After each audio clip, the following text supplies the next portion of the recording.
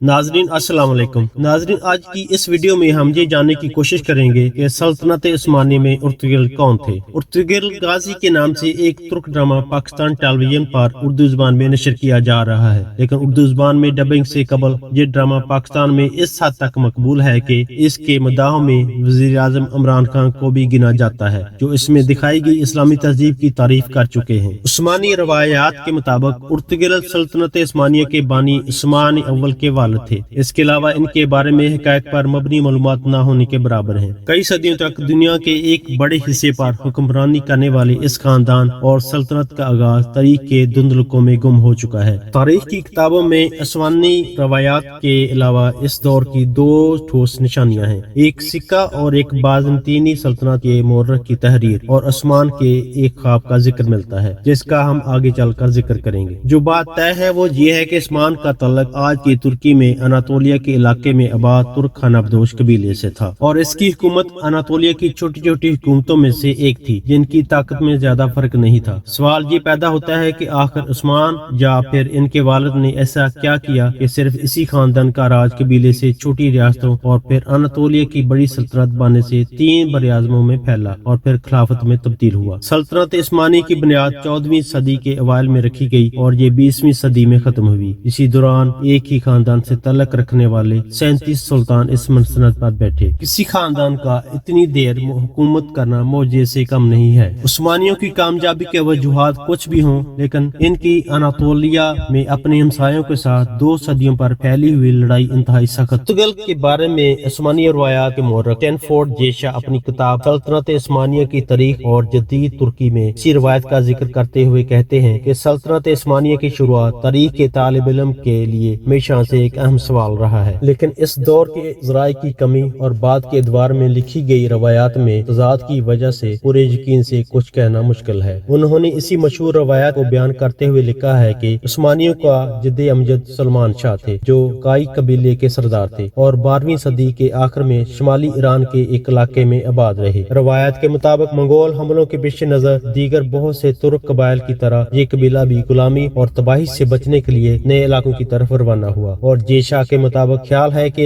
सलमान शाह शाम में दाखिल होते हुए दरिया फरात में डूब गए और इसके बाद इनके 2 बेटे वापस चले गए, जबकि उर्तुगल ने मगरब की तरफ अपना सफर जारी रहा और अनातोलिया के इलाके में दाखिल हो गए, जहां सल्जूक हुक्मरान ने इनकी मदद के बदले इन्हें अनातोलिया के मगरबी इलाके में जमीन दे दी। जेशा की किताब में दर्ज इस रवायत के मुताबिक उर्तुगल 1280 में चल बसे और कबीले की क़यादत इनके बेटे उस्मान को मिल गई। फंकल लिखती है कि उस्मानी रवायत के मुताबिक उर्तुगल नामी एक कबायली सरदार शमाल मगरबी अनातोलिया में आकर सल्जूक और बाज़नीतीनी सल्तनतों के बीच के इलाके में आबाद हुआ और इस रवायत के मुताबिक सल्जूक सल्तनत ने उर्तुगल को शौकत में कुछ इलाका अता किया था, लेकिन उर्तुगल का उस्मान से क्या तल्लुक। नामालूम तारीख वाला सिक्का। फंकल लिखती है कि उस्मान के दौर से मिलने वाला वाहिद सिक्का अगर असली है तो इससे साबित होता है कि उर्तुगल यकीनन तारीखी शख्सियत थे। इस सिक्के पर दर्ज है जारी करदा बरे उस्मान वल्द उर्तुगल। फंकल मजीद लिखती है कि उस्मान का अपने नाम पर सिक्का जारी करना साबित करता है कि इस वक्त सिर्फ एक कबायली सरदार नहीं थे, बल्कि अनातोलिया में अपने आप को सल्जूक मंगोल सल्तनत के साज से बाहर एक उद्यमदार अमीर समझना शुरू हो चुके थे। फंकल लिखती है कि उस्मानियों का पहली बार जिक्र सन 1300 के करीब मिलता है। इस वक्त एक बाज़ंतीनी मोर्रख ने लिखा है कि सन 1301 में बाज़ंतीनी फौज का सामना उस्मानी नामी एक शकी फौज से हुआ। जंगे बाफ्यूस कहलाने वाली ये लड़ाई कस्तंतीनिया इस्तांबुल के करीब लड़ी गई थी और इसमें बाज़ंतीनी फौज को बुरी तरह शिकस्त हुई, लेकिन उस्मानियों का बाज़ंतीनी सल्तनत की बराबरी करने में अभी बहुत वक्त था और जब ऐसा हुआ तो इसके साथ ही एक खानदान का अचानक गुमनामी से निकलकर इतना आगे आने के बारे में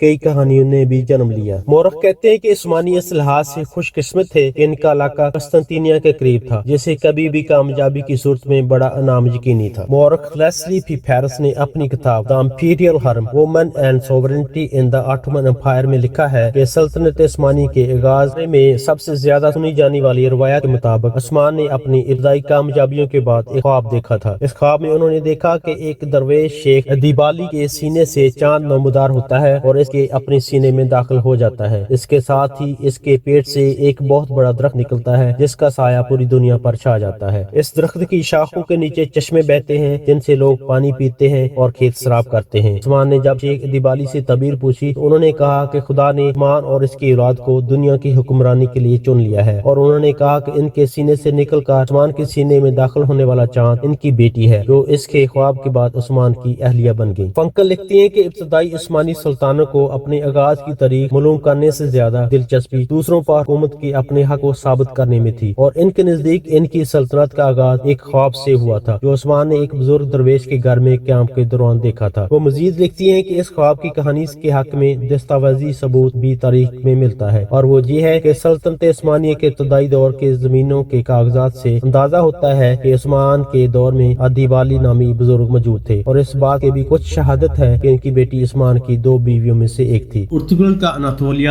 13ویں صدی کا اناطولیہ۔ کیرولین فنکل لکھتی ہیں کہ جس اناطولیہ میں ترک قبائل پہنچے تھے وہاں بہت عرصے سے کئی نسلوں اور مذاہب کے لوگ آباد تھے، جن میں یہودی، آرمینیائی، کرد، یونانی اور عرب شامل تھے۔ اس علاقے کے مغرب میں ماضی کے مقابلے میں بہت کم کمزور بازنطینی سلطنت تھی، جس کا اختیار اچھے دنوں میں اناطولیہ سے ہوتا ہوا شام تک، اور مشرق میں سلجوق جو اپنے آپ کو رومی سلجوق کہتے تھے۔ 13ویں صدی کے وسط میں منگولوں کے ہاتھوں شکست نے سلجوقوں کو کمزور کر دیا اور وہ منگولوں کو نذرانے دینے پر مجبور ہو گئے۔ ماضی کی 2 طاقتور حکومتوں کا اختیار ان کی سرحدوں کے درمیان واقع غیر یقینی صورتحال کے اس علاقے میں نہ ہونے کے برابر، لیکن یہ صرف جنگجوؤں کی ماجگاہ نہیں تھا۔ مہم جوئی کرنے والوں کے علاوہ یہاں وہ لوگ بھی تھے ان کے پاس جانے کے لیے کوئی اور جگہ نہیں تھی۔ فنکل فرنٹیئر کے اس علاقے میں جہاں سلطنت عثمانیہ کی بنیاد رکھی گئی تھی تصویر کھینچتے ہوئے بتاتی ہیں کہ اس علاقے میں خانہ بدوش، نیم خانہ بدوشوں، لٹیروں، فوجی، فنکل مہمات کے شکینوں، مختلف پس منظر رکھنے والے غلاموں، درویشوں، راہبوں اور بکھری ہوئی وادیوں کے دورے کرتے پادریوں، پناہ کی تلاش میں نکلے ہوئے بے گھر کسانوں، شہر والوں، خون اور مقدس مقدمات کی متلاشی بے چین روحوں، سرپرستی کے متلاشی مسلمانوں، ساتھ اور خطرات سے نہ ڈرنے والے تاجروں کی گزرگاہوں کے جال بچھے ہوئے۔ فنکل لکھتی ہیں کہ اس بد انتظامی والے علاقے کی خاص بات مسلمان درویشوں کی موجودگی تھی۔ مسیحی راہبوں کی طرح وہ بھی ہر وقت سفر میں رہتے یا پھر اپنی پیروکاروں کے درمیان قیام کرتے اور ان کی زندگی روایات کا حصہ بن گئی۔ درویشوں کی کھولیوں علاقوں میں اسلام کی اس تصویر کی نشانی تھی جو اناطولیہ میں سلجوقوں کی سلطنت کے سنی اسلام کے ساتھ عام۔ اسٹینفورڈ جے شاہ اپنی کتاب میں لکھتے ہیں کہ ترک خانہ بدوش جب اناطولیہ آئے تو صوفی بزرگ بھی ان کے ساتھ ہی آ گئے، جس پر طاقتور سلجوق حکمرانوں کو کوئی اعتراض نہ تھا، کیونکہ وہ ان صوفیوں کی لوگوں میں مقبولیت کی وجہ سے اپنے علاقوں سے نکل جانے پر خوش تھے۔ جے شاہ مزید لکھتے ہیں کہ اس عمل میں کچھ مسیحی ہلاک اور اپنا علاقہ چھوڑ جانے پر مجبور ہوئے، لیکن زیادہ تر اپنی جگہ پر رہے۔ کچھ نے اسلام بھی قبول کر لیا۔ کچھ ترک صوفی سلسلے مسیحی مذہبی مقامات میں بھی داخل ہوئے جہاں مسیحی اور مسلمان ایک ساتھ ایک ہی جگہ پر عبادت کرتے نظر آتے۔ سوگت کے علاقے میں ارطغرل کے نام کی ایک چھوٹی سی مسجد اور ایک مزار ہے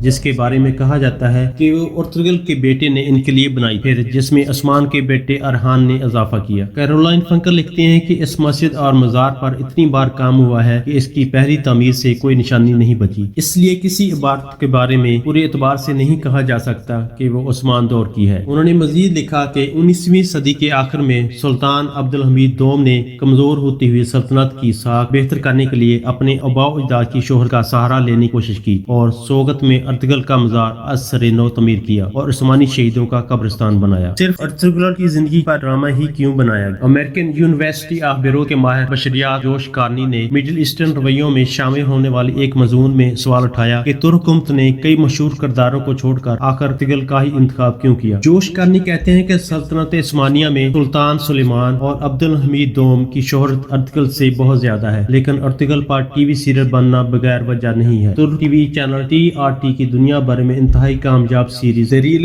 ارطغرل ان کے کائی قبیلے کی اناطولیہ میں مختلف دشمنوں سے لڑتے ہوئے پیش رفت پر مبنی ہے۔ نتیجتاً جب تاریخی کردار ارطغرل کے بارے میں بہت کم لوگ جانتے ہیں، TRT کا کردار ترکی میں اور کسی باہر مقبول ہے اور لوگ اس سے پیار کرتے ہیں۔ اس سیریز کے کئی پہلو ترکی میں ہونے والے آئینی ریفرنڈم کے اشتہاروں میں واضح، جس سے کوئی شک نہیں رہتا کہ تاریخ اور پاپولر کلچر کو سیاسی فائدہ دینے کے لیے اکٹھا کیا گیا ہے۔ کارنی کہتے ہیں کہ ایسے کردار کے بارے میں ٹی وی سیریل بنانے میں جسے لوگ نہیں جانتے، ثانی یہ ہے کہ اس کو کسی بھی رنگ میں پیش کیا جا سکتا ہے، جبکہ مقبول شخصیات کی خوبیوں اور خامیوں کے بارے میں لوگ آگاہ ہوتے ہیں۔ کارنی کہتے ہیں کہ اس سے پہلے سلطان سلیمان کے بارے میں سیریز اس لیے اس طرح کامیاب نہیں ہو سکی۔ ارطغرل کے بارے میں سیریز بنانا ایسے ہی تھا جیسے خالی سلیٹ پر مرضی کے رنگ بھرنا۔ ویڈیو کے اینڈ میں آپ سب سے ریکویسٹ کرنی تھی کہ پلیز ہمارے چینل کو سبسکرائب کر لیں اور بیل آئیکن کو پریس کر کے آپشن آل سلیکٹ کر لیں تاکہ ہماری تمام انفارمیٹیو ویڈیوز کا نوٹیفیکیشن آپ کو آن ٹائم مل سکے۔ نیکسٹ ویڈیو تک اللہ حافظ۔